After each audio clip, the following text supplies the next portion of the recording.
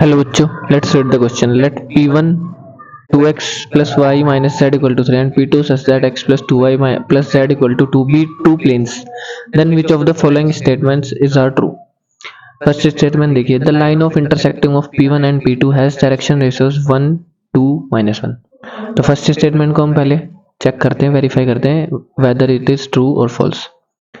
तो देखिए, हमें प्लेन p1 p2 गिवन है, p1 की इक्वेशन गिवन है 2x plus y minus z equal to 3. p2 plane की इक्वेशन गिवन है x plus 2y plus z equal to 2.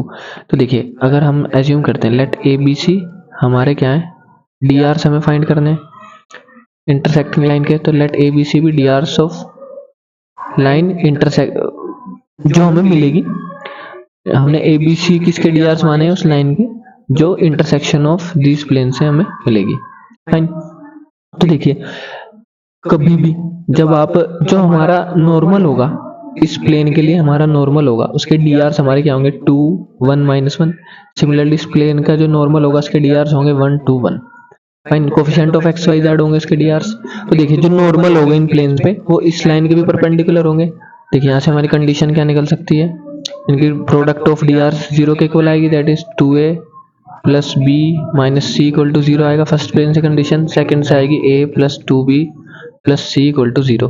अब देखिए, ए बी सी के लिए दोनों इक्वेशन को अगर हम सोल्व करें तो a अपॉन ये वैल्यू हमारी क्या आ जाएगी 1 -2 माइनस माइनस क्या हो जाएगा +2 इक्वल टू b अपॉन ये वैल्यू हमारी आएगी -1 and -2 equal to c upon ये वैल्यू हमारी आएगी 2 2 4 -1.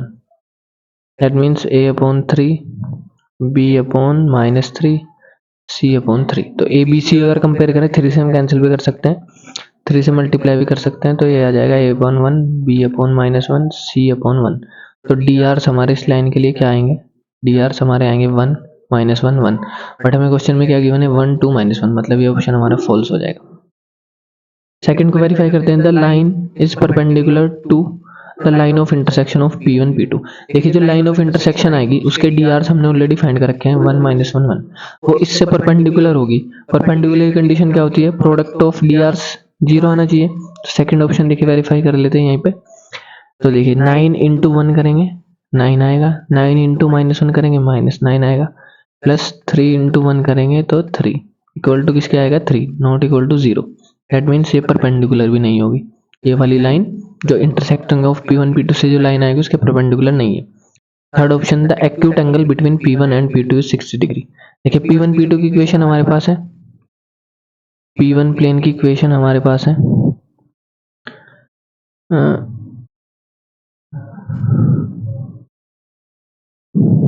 ओके. p1 प्लेन की इक्वेशन हमारे पास है 2x plus y minus z equal to 3. Similarly p2 plane की इक्वेशन है x plus 2y plus z equal to 2. x plus 2y plus z equal to 2. तो हमें दोनों के बीच का क्या फाइंड करना है, एक्यूट एंगल फाइंड करना है. सी पार्ट हम चेक कर रहे हैं या थर्ड ऑप्शन को हम वेरीफाई कर रहे हैं वेदर इज ट्रू और फॉल्स. तो cos theta equal to formula हमारा क्या होता है, a1 a2 plus b1 b2 plus c1 c2 upon a square a1 square b1 square ऐसे होता है. a1 a2 plus b1 b2 plus c1 c2 upon under root a1 square b1 square c1 square plus. ये हमारा cos theta का formula होता है angle between two planes.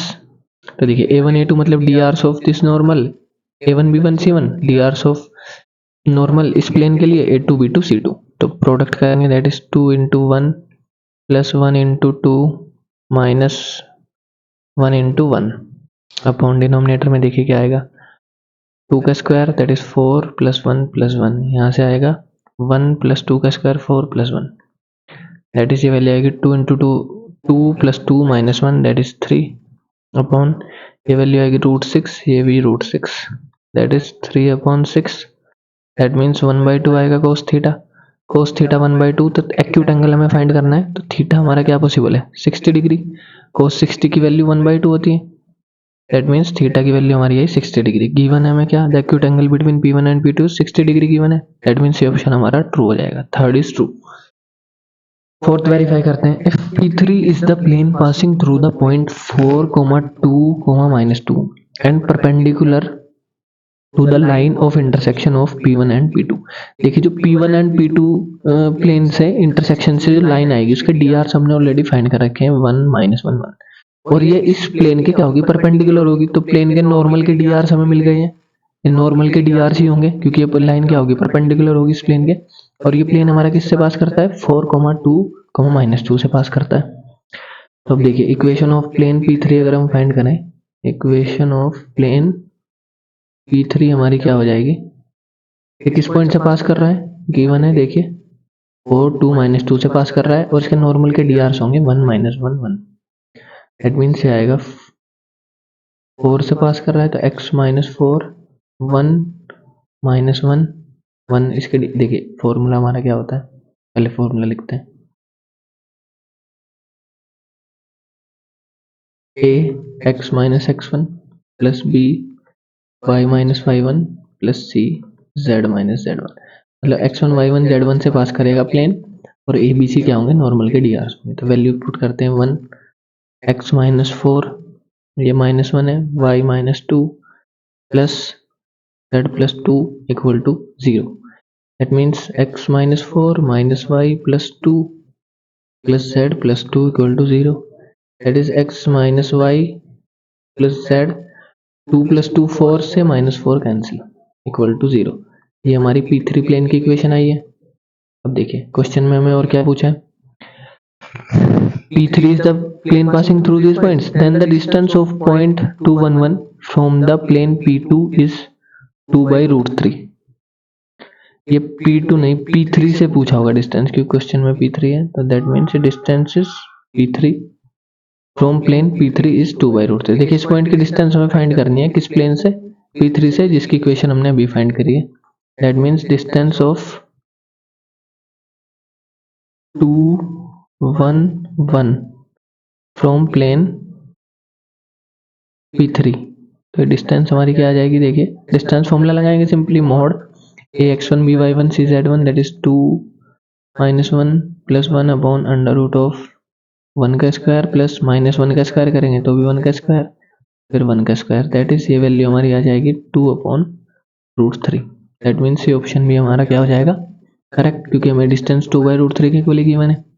That means option 4 is also correct. तो option third and fourth both are true and first and second both are false. So this is our final answer. I hope you understood this solution. Thank you.